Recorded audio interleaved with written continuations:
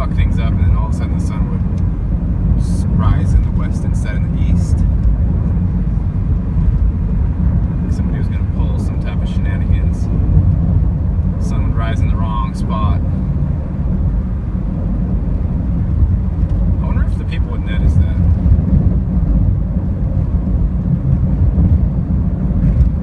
Maybe they would just turn the houses and the buildings around.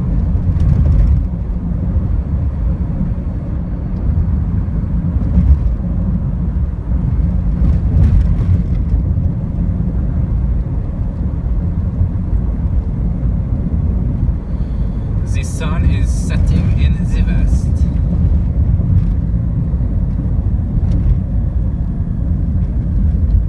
No, I'm sorry. The Earth is rotating away from the sun is what's happening. The sun is not setting. If you subscribe to the Globe Earth's motto, the sun is not setting. You are rotating away from it. On the globe. Russell sent my dad a book. Russell, I'm not sure if you're watching this or not, but I thought it was pretty hilarious that that you sent Dad a book on flat Earth. Oh man, that was great. Dad's like, what is this package? I didn't order anything. And then he opens it up and he's like, oh, flat Earth.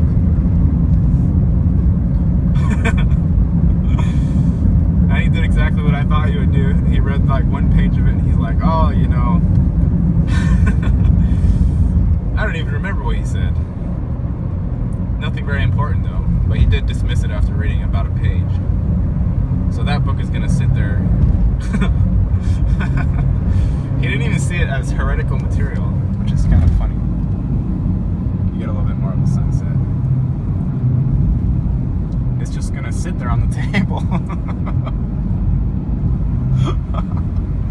And it was written in like 1850 apparently. Way too much. I tried reading like one page of it too. I couldn't even read a sentence.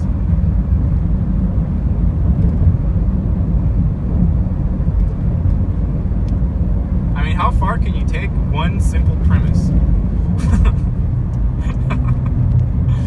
Why are people so upset about that?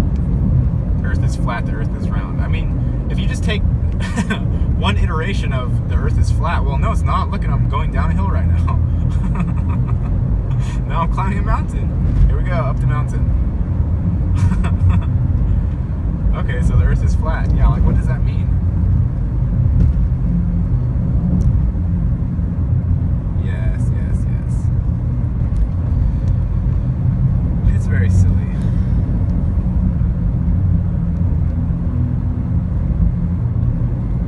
Fun, but all fun things get worn out eventually. Yeah, no. Sometimes the fun things, you know, I used to climb these poles right here. These telephone poles. They're like 200 feet tall.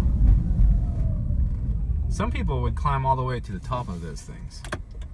You know, we actually live, in fact, you know what, guys, folks?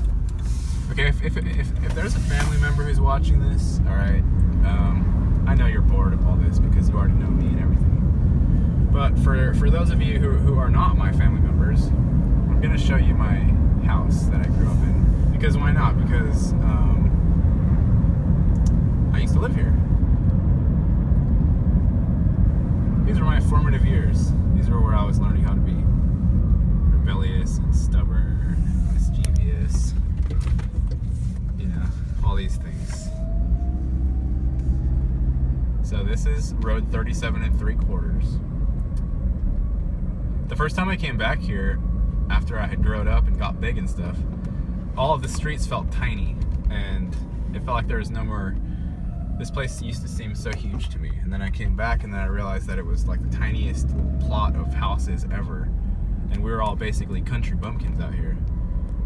And then later on after that, I came back again, and then I realized that it wasn't small or big, and it was just like a regular neighborhood. Anyway, so this is our neighbor here on the left. Not this actual person, I don't think, but this house here on the left. The Kings. There's a bunch of people in there now. This is our road, Rosemead Drive. Archie and Katie lived right here. They're both passed away now.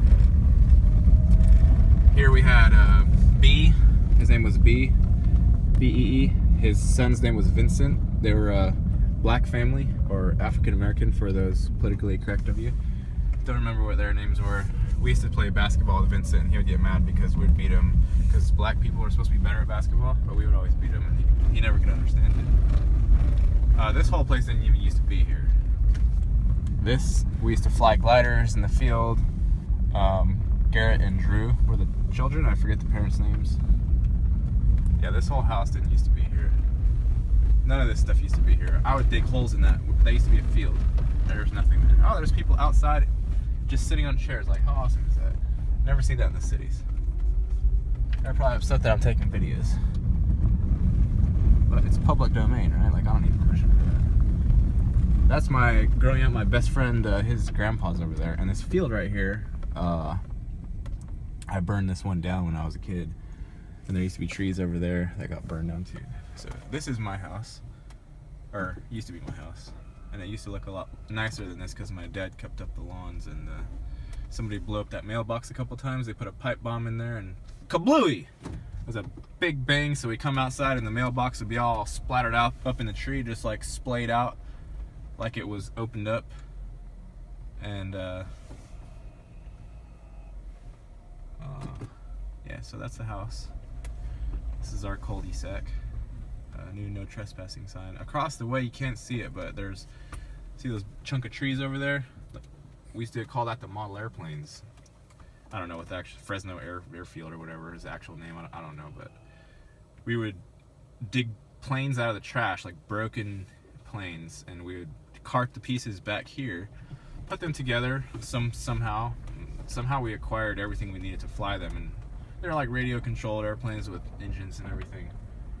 Yeah, so we had some fun with that. Chopped my fingers plenty of times.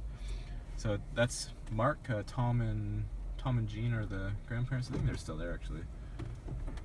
Mark's in Fresno now, but I first met him here, like right here on this fence. I remember when I was 7 years old. This fence was an electric fence before.